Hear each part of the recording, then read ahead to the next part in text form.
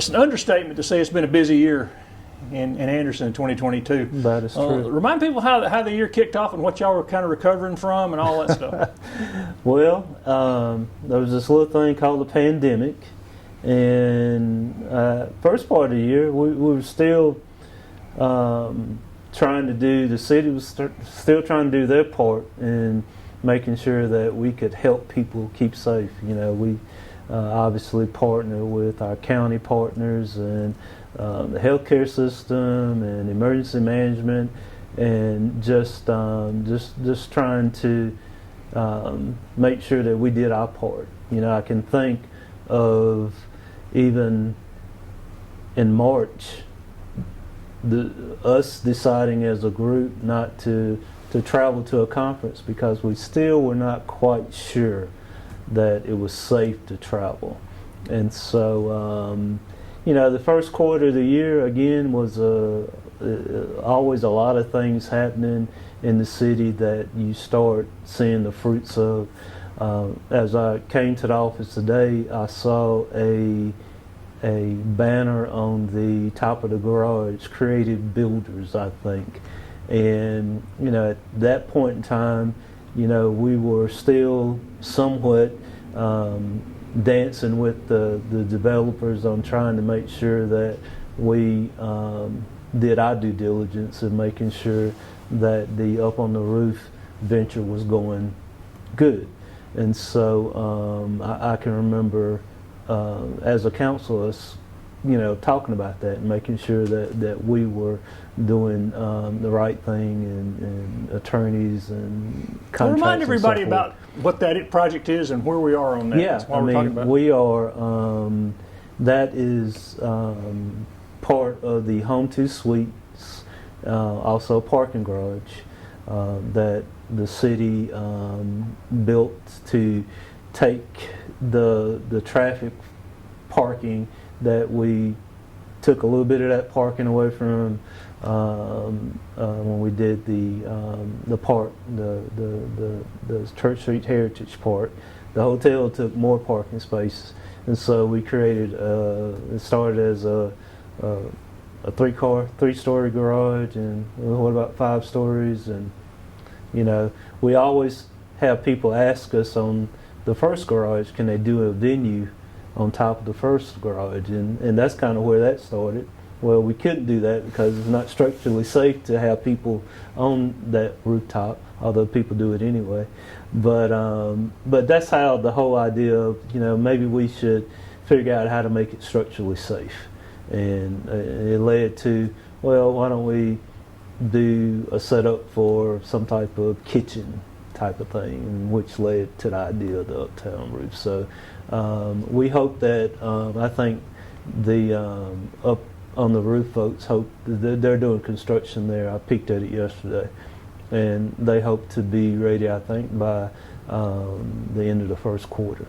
So, and that's pretty quick. They got a place in Georgia and one in Greenville, and they do really well, don't they? They do really well. Yep. They these guys also own, if I'm not mistaken, they might be the biggest franchise owners of Ruth's Steakhouse, Ruth Chris Steakhouse, and so they're in the restaurant business, and so they understand how to produce a product, and we're excited to have them. We think it's something different for us to do, and so we're looking forward to it. And I know we're still in the first quarter, but you got a new council member and a new fire chief this year. We did, yep. One of our longtime council members, Don Chapman, had an opportunity to run for a state house seat, and so he had to resign. And Don brought a lot to our council and our community over the years, and so we do have a new council member, Luis Martinez, a local banker that brings again a financial skill set to our council. He's used to looking at contracts and vetting potential loans, and so he's really been a joy to work with. And anything else in that first part of the year? I know a But, lot of things are overarching. Let's just talk about some yeah. of the big things, and if we, Yeah, I know one of the things y'all have spent a lot of resources and time working on is the trail system. Yep. Give people sort of an overview of that and where you are, where it is right now. That is great. That's a good question. We probably in that first quarter, because it seemed like it rained every day in January, February, March. Part of it was the expansion of the recreation complex, and so we and this goes back, we were talking, John Moore and Linda McConnell were talking during the Christmas a couple of weeks ago about buying I think it's the Southern Products building on the Whitner Creek, and just being able to have that space, and the vision, and that goes back a long way, was to maybe one day have some type of recreation activity there. We didn't know what it would be, but as it turned out, we have in our community, and our rec system has a need for baseball fields. We had baseball fields in Langley Park, and that became problematic because of traffic and getting people, and so started that construction. So what you'll see on that field is a multi-purpose facility with synthetic turf that can be programmed for football field, 2 baseball fields. It has seating, concessions. It has restrooms, bleachered seatings and covers, and so we think that'll be a good fit for our city.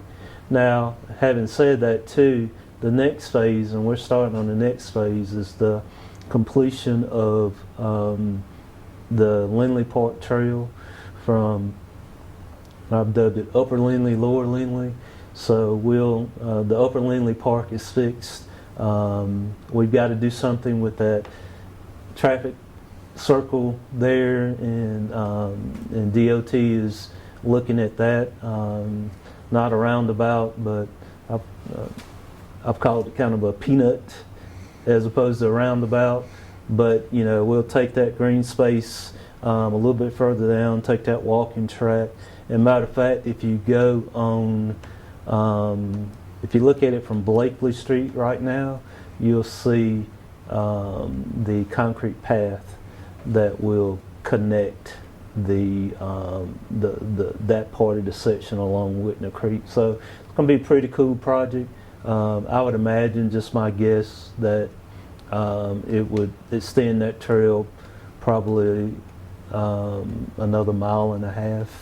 And so, and that's just the smaller part of the bigger master plan to connect the trail to other parts of the city. You're getting pretty close to that loop, aren't you? I mean, you're not. It's not too not far that far away. Yeah, not that far away. And so,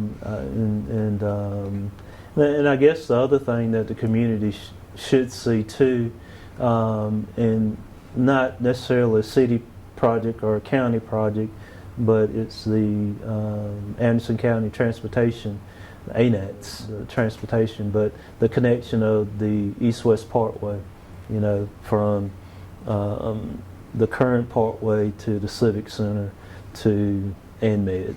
And so I think, if I'm not mistaken, I hadn't looked at it, but I think there's the bridge that's both crossing. Bridges on both ends they haven't quite finished them out, but they're getting pretty close on both ends. Yeah. On both ends? On both ends, yeah. Cool. They got the bridge in on McConnell Springs Road and the bridge out at the Civic Center in now. Yeah, I know that bridge had been supply chain. Those things are huge too. Yeah, and so the way they kind of fabricate that and come in and it's kind of like building a parking garage now. It's like a Lego piece, So I think you were telling me the demand for recreation continues to grow too in the city. Are y'all going to add on to the rec center? I mean, I think probably at some point. I think we've talked about this before.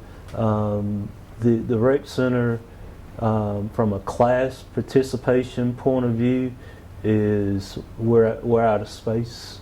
Hindsight being 2020, and it's always 2020. It should have been built bigger.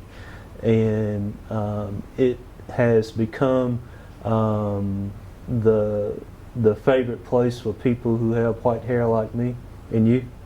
And our seniors, both in the city and the county, the pricing is right, and so we have plans to maybe, and we talked about this before, but we've got a lot of other things to get to. But I think probably the next big piece in the plan is maybe to create a L-shaped kind of thing there with that field that was there, and extend that, and so it gives us more space, more programming space. Let's talk about economic development. Any significant new business or expansions here this year? Yeah, you know, when you start thinking about it, I think probably my mind jumped to the loss, and the Remind people what the lofts are. The lofts are the right behind part of Old Sullivan Hardware building. There have been several things in that building, but it's facing Murray Street, and it was a very historic building. You probably know more about the history than me, but you know, it's one of those things where when I looked at it, when we walked in it, they kept the high ceilings and the exposed brick, and it's 30 some odd apartments there, and my understanding is completely leased, and it just showed, to us it showed a need for more apartments. I mean, we had built, as a community, we built very few apartments over the years, and so we had apartments not even just in downtown Anderson, but in Anderson proper. I mean, they're darn near 100% occupied all the time. And so with that project, which led to the purchase of the property, Chemtech property. That's where I was going next, Chemtech's update. Yeah. And that's an update, and that will be 136 apartments. And that is Tribble Street, and I forget the street behind Tribble, but off of Murray, right across, kind of catty-cornered from the farmers market. And so the cool thing about that project is some of those buildings, the buildings that Chemtech use, they're just repurposing those buildings. So those will be apartments, and they'll build new construction. We looked at some renderings the other day, and they look great. And those guys have said that they will start in first part of 2023. That's really going to be a game changer for downtown in a way, because I mean, look, we've talked about, I think, moving. You got to move west, kind of, just because the topography is kind of hard to go east because of the hills and the railroad. And all. You got an easier move west because there's a lot of land and old. But that's a lot of new residents in walking distance of downtown. It is, and it kind of, I think, probably to your point, we all have a rich heritage of textile mills, and there are a couple of abandoned textile sites, the Anderson Mill site, Equinox Mill, and so, you know, it kind of moves the community, the city, toward those sites. And so I'm very interested to see. I think it's a good product, and I think people will move there. So, and that was something that we worked on in 2023 too. And proud of, you know, the councilman had to make some tough decisions on that, and so hopefully we believe that's the right project for that space. Do you think it'll accelerate, like getting a green grocer downtown and things like that, having that many houses suddenly? I think so. I mean, people. A lot of times, people know more so of what's happening in the community because they eventually have to file building permits and so forth, and we find out. But you know, development usually follows people, and so when you get that critical mass, when you have the loss at the Palmetto building, when you have the Chemtech property, when you have the Thunderbird, you know. And eventually the Equinox added to that. Yeah, I mean, when you start adding things like that, developers follow. you know. And so, well, that Thunderbird was kind of a big deal because y'all been trying to do something with that for a long time. Yeah, and the folks who own the Calhoun purchased that property, and so we're looking forward to them doing more apartments. What about we've talked about this every time we meet, but the building's right across the street from here. Which building's right across the street? I'm just not. That's what everybody says. Which building are you talking about? You know, we think, and I can't say, but I hopefully we could maybe talk about this maybe in the middle of 24 and have some positive news there. It's again, probably when I start thinking about over the last couple of decades about things buildings that have been, when I think about the Blakely Station, when I think about the Blakely Inn, when I think about some of the things that, you know, people new to the community, they don't remember the old. And so it'll happen in time. We want it to happen. We have great hope that it'll happen sometimes in 2024.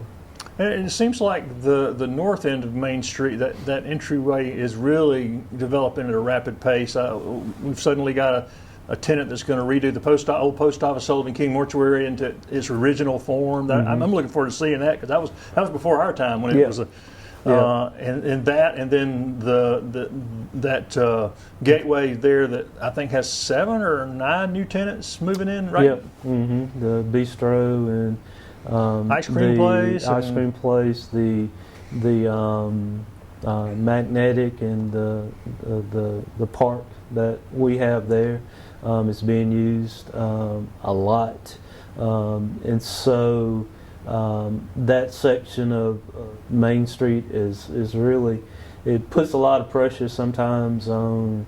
I will say this publicly out loud. I don't know if anybody knows that, but there's additional parking behind Kimbrell's now. Did you know that? You didn't know that? Did not. Well, yeah. I mean, they're right behind Kimbrell's and the dry cleaners. You know, I think they're like 25, 30 parking spaces. It used to be just, but the city. So if you're struggling there trying to find a parking space, it's needed down there. Yeah. And so, you know, which puts a lot of pressure on, you know, I remember Linda McConnell saying one time when I first got into politics, she said she made a statement that parking changes every 90 days. And she was right. I mean, the parking, if you're doing it right, when things open, all of a sudden parking changes again.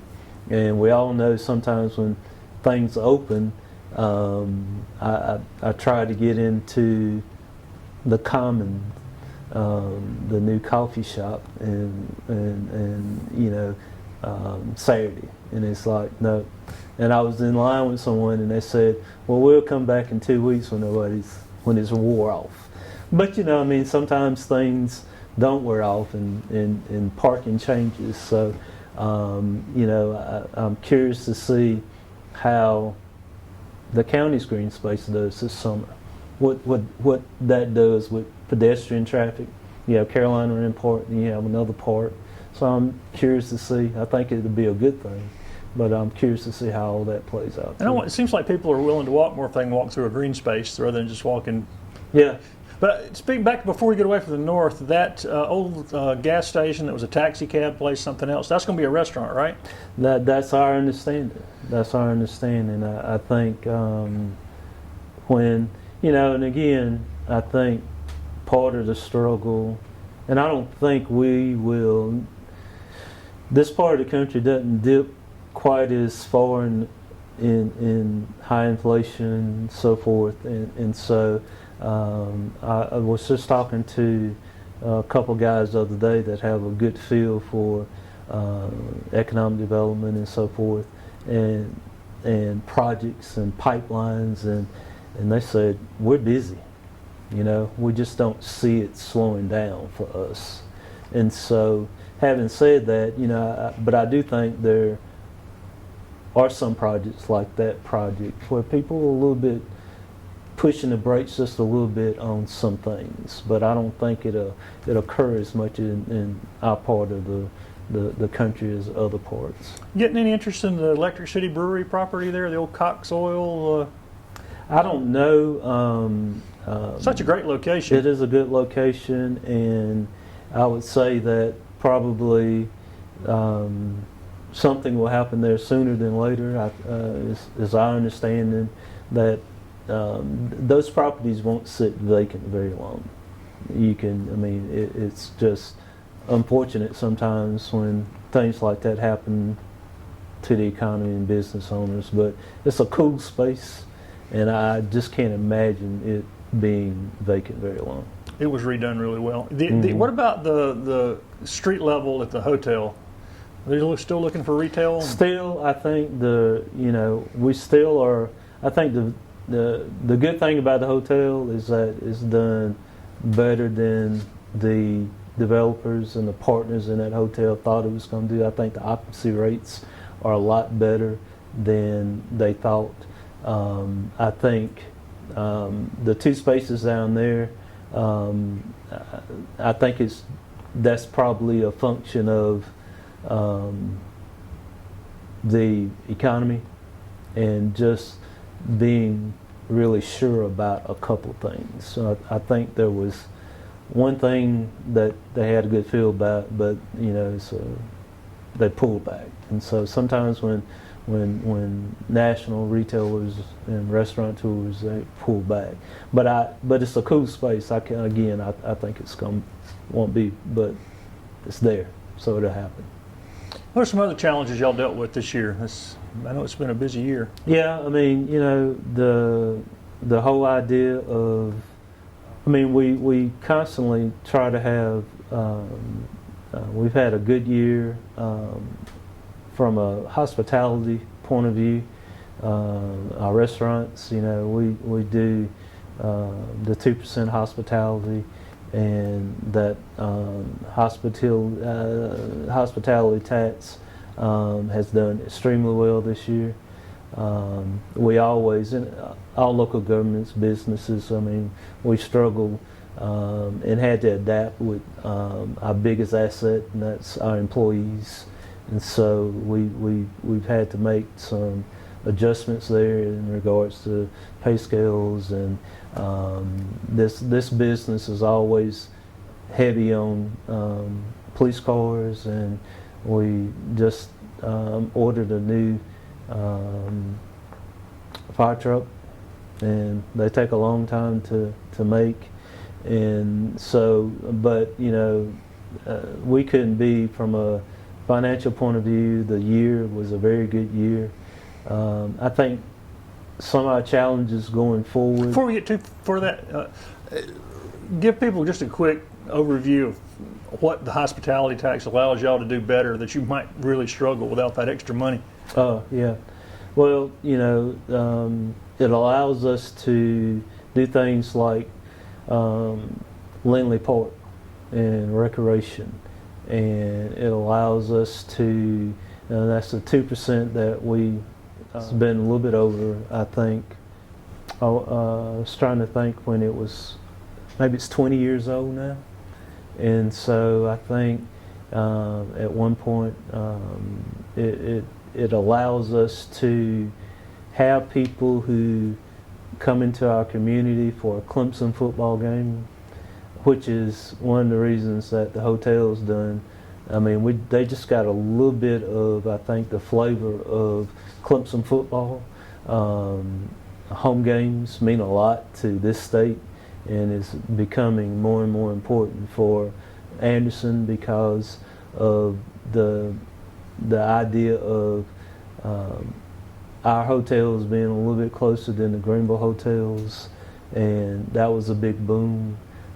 As you know, during Clemson football season, the Pickens and Oconee airports were being repaired, and so all of the planes coming in, chartered planes and private planes coming in, came into our airport, and so people got to see our city, And so I think that's going to pay dividends on down the road.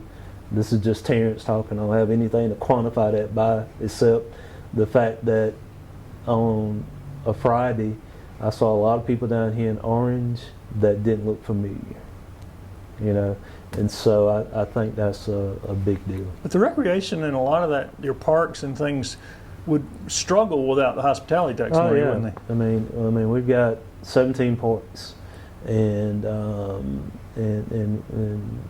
without that hospitality money, which helps the recreation, we can use that money for so it's really specific on what you can use it for. We can't use it for salaries, but we can use it for tourist related activities. And so when we create those spaces where people can come in and use that space, and we use it during the week and they use it on the weekends type of thing. So those are people that visit our community that don't live here that help us pay for those amenities. I interrupted you. You were talking about some other challenges that y'all went into this year. How about going into the last half of the year or the last quarter? What are y'all looking at here? What are y'all working on? I think probably more than anything, this gives us an opportunity to think about the next year. But when you start thinking about some of the positive things that we have done over the past year, obviously building permits and homes are being built. And how many homes y'all have added to the city? Any wild guess? I do know that we probably have well over 1,000 new homes that are in the planning stages, and some that are being built. And I've noticed there are a lot of houses that are being built on just lots within the city, which is a good thing. Not necessarily subdivisions, but the apartments, the homes on Glenwood and Blakely. Those that subdivision filled out quickly this year, and so there's people move here. This is there are 10 mega regions in the country, and we're located in one of them, probably the second or third largest mega region in the country. And the population of our county continues, the city continues. The region itself has 1.5 million people in the upstate of South Carolina.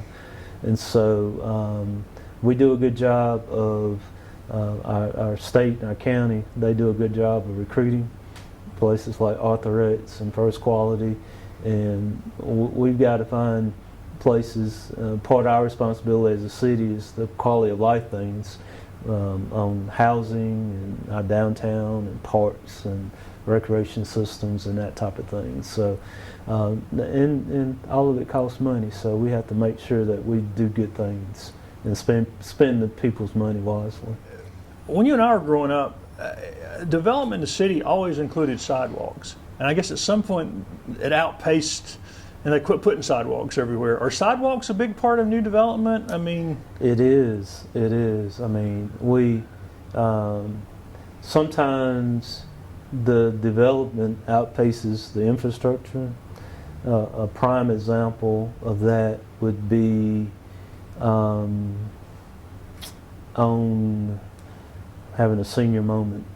What's Greenville Street we take a right on 711 Simpson Road. Okay, Simpson. Okay, started just say.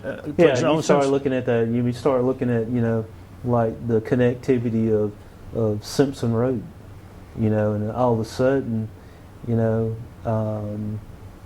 have duplexes, you have more houses there, and we don't have sidewalks. And you still see people walking it. And you still see people walking, And so, unfortunately, I think sometimes, and sidewalks, as in roads, are expensive. and so you have to have a funding source, and that's always tough. So we got to do a better job. We got to do a better job of that. Not only the city of Anderson, but cities and states. We got to do a better job of doing that.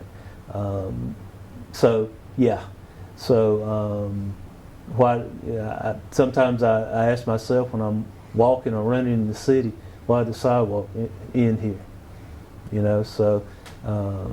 Probably because the development in there, and then all of a sudden development picks up, and we didn't pick up the connectivity to sidewalks. Moving into the first quarter of 2023, have y'all identified things that you're kind of zooming in on? Well, we will have we traditionally will have our retreat in the first quarter to do this. As probably maybe some people, we run on a fiscal year that ends in June, not a calendar year, fiscal year. So we're trying to finish up that fiscal year and start planning, budgeting for the next fiscal year. We do think that we have, again, some opportunities within the city in regards to residents. We are always, there are a lot of people who are knocking on our door now as far as commercial development and residential development, and so we have to be very smart about that. I will take an opportunity to plug in. We have some folks in town that are we're doing our comprehensive plan, and the planners are probably the top planners in the country. And as you know, we've had several public input sections on, we've dubbed it Plan This City. And so we need people to come out and tell us what they want.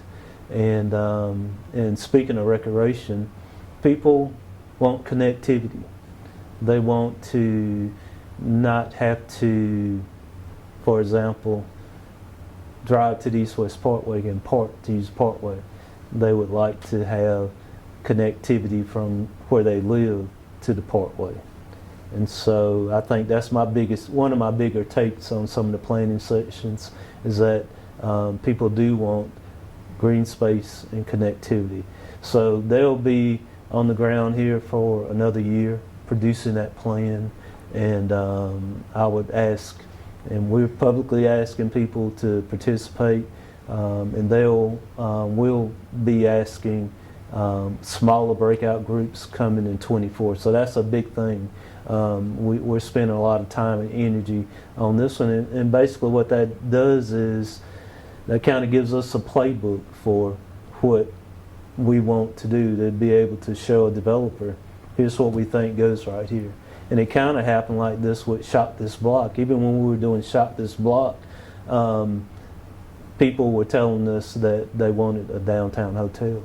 And now, granted, David McEwen was already planning on a downtown hotel, but that's what people wanted. People wanted the park on the north side of town between Magnetic and the new retail, and so people want that connectivity. So we'll work on that. The comprehensive plan is a big thing, and we'll work in dovetailing into that. They'll be able to help us with, how you present to developers, land use plans, and specs on what we expect people to do if they want to build a subdivision, and not having to recreate that every time we do that.